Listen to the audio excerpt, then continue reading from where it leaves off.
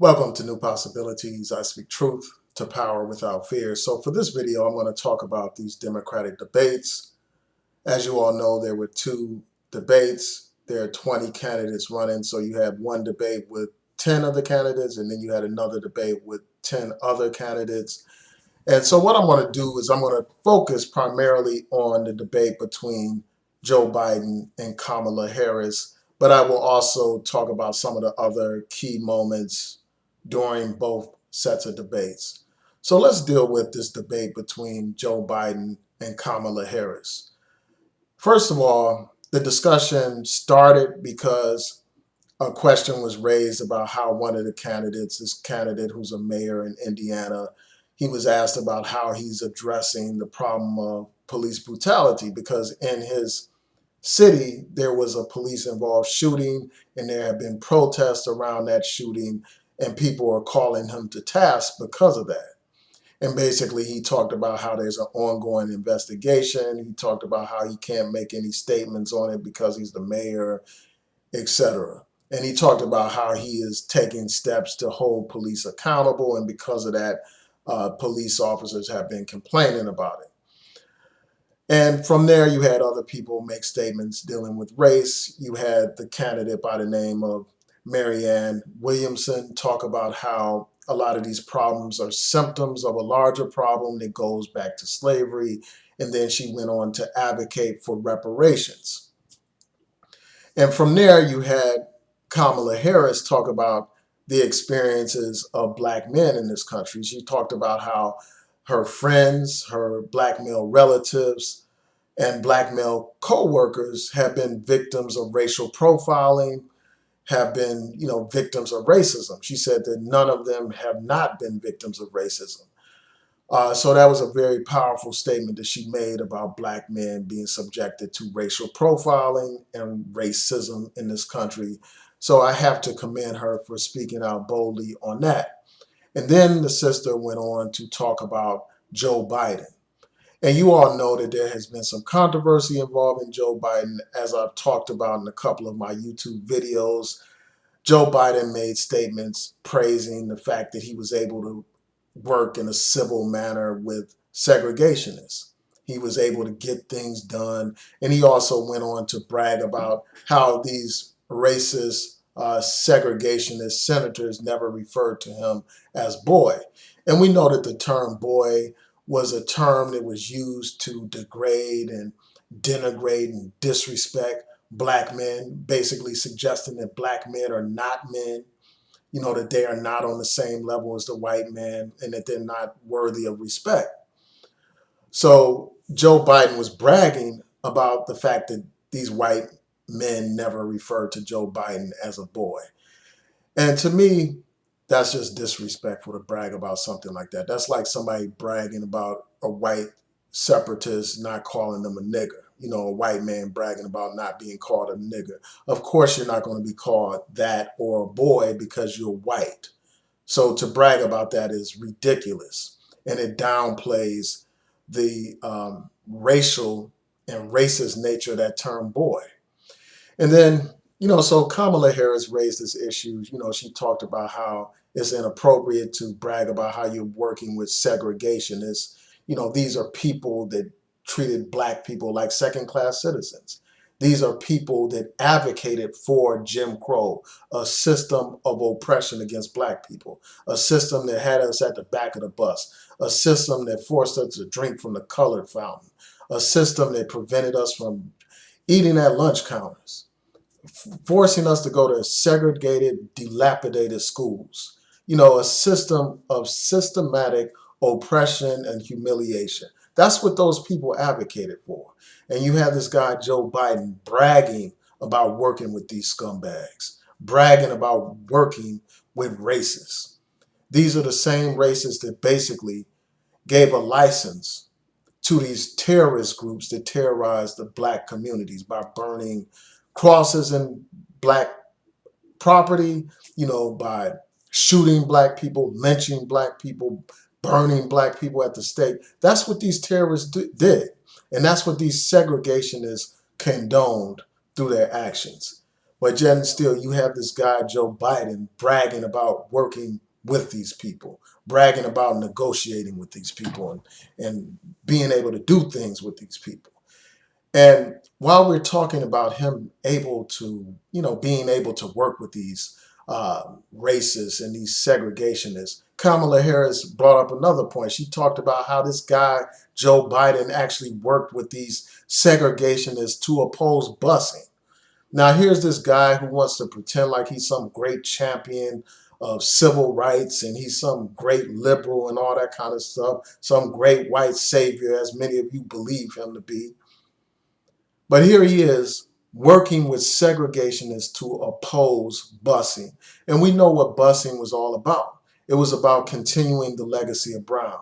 It was about fighting to ensure that Black people had equal access to education, equal opportunities to get education, because we know that during those times and even today, there was inequity when it came to the distribution of educational resources. We know that Black schools lacked the same, didn't have the same resources as white schools, didn't have the same books, didn't have the same materials, didn't have the same equipment, didn't have the same qualified teachers, were basically rendered into a second-class status.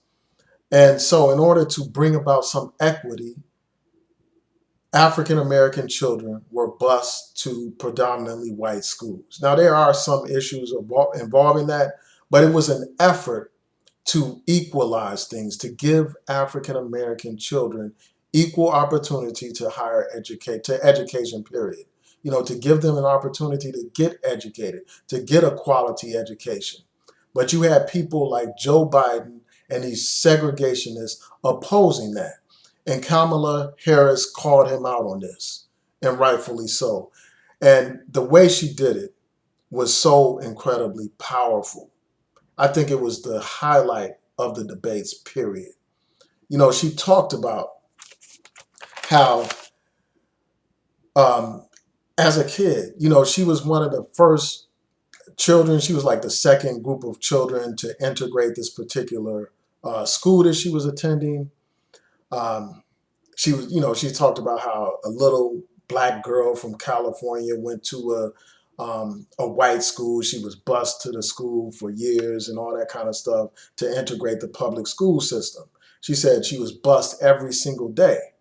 And then she went on to talk about how that little girl was her. Like she was saying, a little girl went to integrate a school, a little girl was bused to school every single day.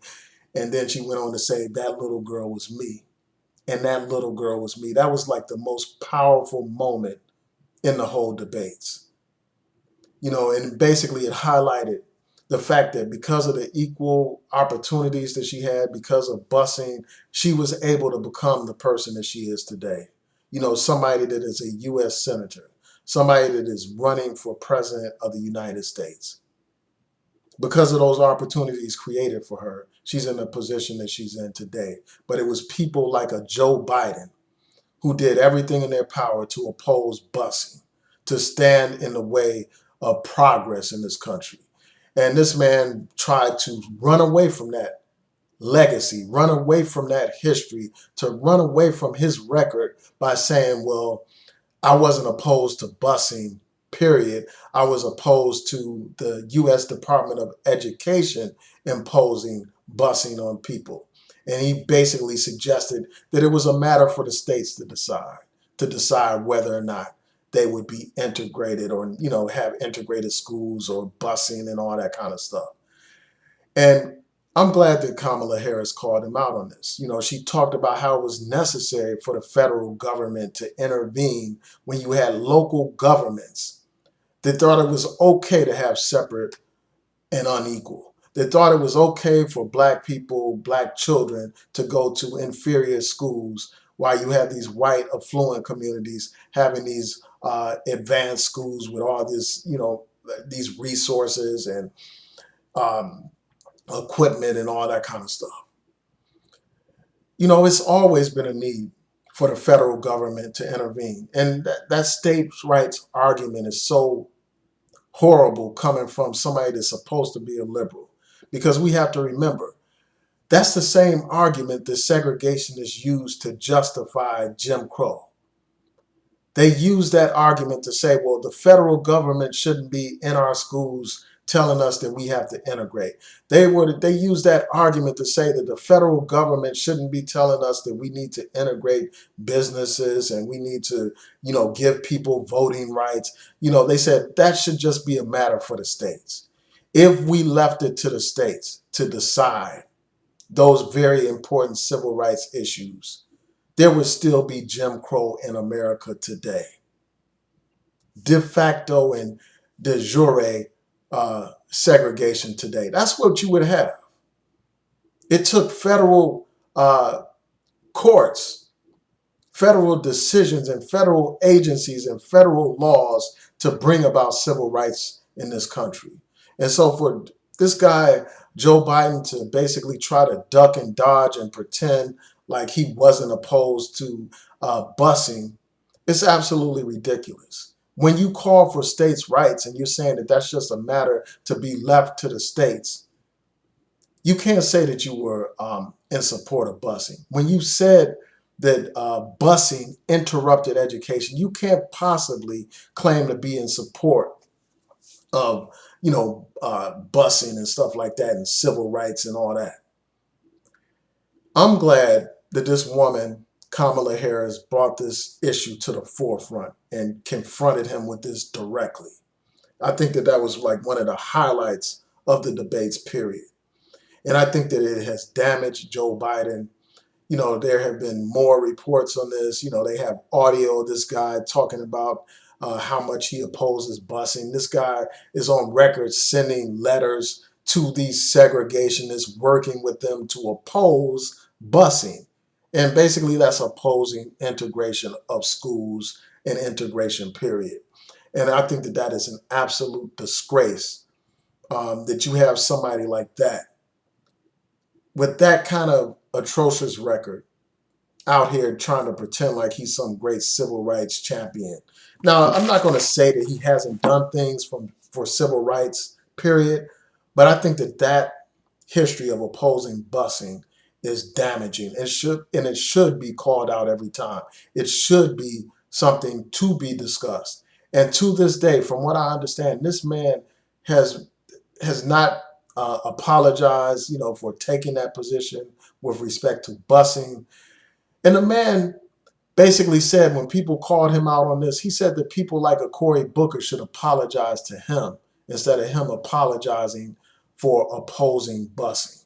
And I think that that's despicable, man. And I really think that it's even equally despicable that you have Negroes out here defending this guy in light of this history, actually co-signing him and endorsing him.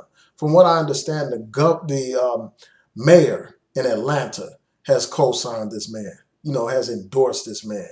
And she actually went to the debates with his wife to show support for Biden. And then after something this explosive and this powerful came out during these debates, this woman still supports Joe Biden. And again, this is the mayor of Atlanta, a black city, and the mayor is black herself, but she's going to support a man that stood in the way when it came to the issue of busing, a man who said that busing interrupted education. Now, I know that a lot of people basically see him as an extension of the Obama administration. And for that reason, they have some kind of love and affection for this guy. And they think that he can do no wrong. And you got some Negroes that actually think that he is already the nominee. You got some Negroes talking about, well, Kamala Harris has messed up her chances to become vice president. She is not running for vice president. She is running for president of the United States. And Joe Biden and none of these other people have won the nomination yet. So let's stop acting like this man has won the nomination. So despite my differences with Kamala Harris, and you all are familiar with those, I did a couple of videos talking about my position with respect to her.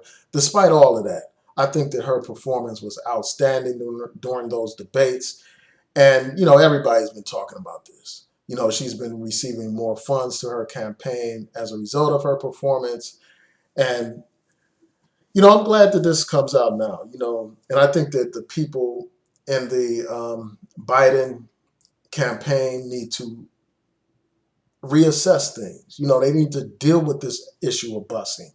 Biden picked these black people to help him with his campaign and stuff like that. Those people, instead of being yes men to Joe Biden, they need to confront him and push him further to the left, push him to address these very important issues and speak on these issues. But, my point about him being perceived as a part of the Obama administration or being equated with Obama, to some degree that is understandable because he was the vice president for 2 terms. But let's be clear. Obama chose Biden to run as his vice president so that he can get white votes, so that he could ease white fears and anxiety. That's the only reason. That's one of the main reasons, rather, why he selected Joe Biden to run with him. So yes, he can take credit for some of the things that Obama has done, but that doesn't negate this very important issue of busing. It doesn't negate the fact that you had this guy bragging about working with these segregationists. So yeah, so I'm glad that that came out during the debate. So that's one thing that I wanted to address. Another thing that I wanted to address is like this debate that was going on between, the moderate Democrats and the more leftist Democrats, people like Bernie Sanders and some of these other people. You had people attacking Bernie Sanders, attacking, left-leaning Democrats, talking about how Democrats shouldn't embrace socialism because basically Donald Trump is going to use that to undermine the Democratic nominee's chances for winning the White House and all that kind of stuff. And I want to talk about this briefly. I mean, the bottom line is this, man. Socialism is the future. There's nothing wrong with free public higher education. If that's socialism, we need more of it. There's nothing wrong with a single payer system when it comes to healthcare so that every single American is able to get healthcare. There's nothing wrong with that. So that they are able to get healthcare if they are, have some sickness or something like that. Your ability to get health care shouldn't be based on what kind of job you have. It shouldn't be based on conditions set by these private insurance companies who are in the business of simply making money. Health care should be a human right and a civil right in this country. And for that reason, I commend, people like Bernie Sanders who are calling for a single payer system. I commend people like Bernie Sanders and Elizabeth Warren for calling for student loan forgiveness, where all this student loan debt that people have is just being completely wiped out. That's what needs to happen. People are saddled with so much debt. People are owing over $100,000 simply for trying to get an education and better themselves. You can't move forward in terms of your future, in terms of buying a home and doing all these other great things, if you are saddled with hundreds of thousands of dollars in debt. And I'm glad that people are pushing these things, pushing wiping out student loans. If that's socialism, we need more of it in this country. So that's one point that I had to talk about. And, they raised the question about taxes. They were saying, well, to pay for these things, you're going to have to raise taxes. And they were asking Bernie Sanders that he planned to raise taxes. I don't have any problem with taxes being raised as long as they're, it's not something outrageous. If taxes are being raised and I end up paying less for health insurance or nothing, saving money that would have been spent for health insurance, if taxes are raised and I end up having all of that student debt wiped out, if taxes are being raised and I end up not having to pay for my daughter's higher education, then I'm okay with paying higher taxes. And I think that any reasonable person would be okay with that as well. It's time for these corporations also to do their part. You have these corporations that make billions of dollars that pay very little taxes, and that has to change. It has to. And I'm glad that you have people like Bernie Sanders and Elizabeth Warren confronting these companies directly on this issue and pushing for these issues. You know, they talked about gun control. You know, that was another big theme in these debates, um, a very big issue. And, you know, unfortunately, the issue of gun control is an issue that rests with Congress. I mean, Congress is ultimately the body that will pass the law to create more reasonable restrictions on buying and selling of guns and stuff like that. And Congress, you know, more likely than not, if Congress is not fundamentally changed, if you don't have new people in Congress, Congress will do nothing when it comes to this gun control issue. Because you've had members of Congress actually shot and severely injured. And even after that, Congress failed to act. You had elementary school children shot in large numbers in Sandy Hook, and you had the situation in all these other places where you had these mass killings, and Congress did absolutely nothing because the NRA is basically holding Congress hostage. And that has to change. That must change. And I don't know if just the president alone can do that, because you had Obama speaking about the need for reasonable gun control laws and all that kind of stuff. And here we are today, and we don't have, you know, any significant movement on the issue of gun control.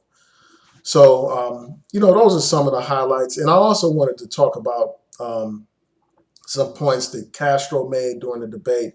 He was one of the few candidates that actually talked about police brutality, and he cited some, you know, serious, very, you know, current types of police brutality cases. And I think that was a highlight in the debates, and it brought attention to a very important issue. Um, you know, so that's one thing. And also they talked about immigration, you know, immigration reform and all that kind of stuff, you know, very important issues. They talked about the issue of foreign policy, you know, issues of war in the Middle East, because of course you all know there have been drumbeats of war against Iran. You know, there have been people pushing for that, people in the Trump administration, and thankfully Trump decided to stand down and not take any kind of military action at this point. You know, they were actually prepared to go to war over a drone entering, you know, being shot down by the Iranians. They were talking about going to war based on some incidents where some ships got bombed in the Middle East. And, you know, they're trying to blame Iran on that. But, you know, more likely than not, it's probably not Iran that was responsible for those attacks. I wouldn't be surprised if that wasn't some staged event in order to justify another intervention into the Middle East to basically seize control over oil. That's what it's all about. And basically serving as surrogates for Israel, to take out Israel's enemies and stuff. So I'm glad that nothing has happened at this point, and I hope that there is no war. And that's another reason why we have to vote. We have to get out here and vote, because it affects our lives on so many levels. Of course, they talked about things like the Supreme Court. But before I close out, I just want to talk about like the people that I was most impressed with. You know, obviously I was very impressed with Kamala Harris, as I talked about before. Very impressed with Bernie Sanders and Elizabeth Warren. Bernie Sanders and Elizabeth Warren, they are the most progressive candidates that are running in the Democratic Party right now. And I'm leaning towards supporting them. But I'm still open. I'm open to being persuaded by others. I think that it was a bad night, obviously, for Joe Biden. You know, his responses were weak. His responses to Kamala Harris's attacks were very weak. He brought up this point about him serving as a public defender, and he talked about how Kamala Harris served as a prosecutor. And I think that, basically saying that he was more for the people than Kamala Harris because she was a prosecutor. Now, that has some validity to it. I don't think that just because somebody's a prosecutor, that inherently means that they are against the black community. I don't think that that's necessarily the case. But that's basically what Joe Biden was suggesting. Um, but I think that that was a weak point, because instead of just calling her out just for being a prosecutor, he should have had like concrete examples of uh, negative aspects of her serving in that capacity. He should have had concrete points about how that was detrimental to civil rights and all that kind of stuff. But he didn't come with that. So that's part of the reason why that response was weak, to say the least. So those are my thoughts about the debates. Tell me what you think. Please rate, comment, and subscribe. Like the video, share the video, hit that notification bell so that you'll know when I post new content. Peace and blessings to each and every one of you.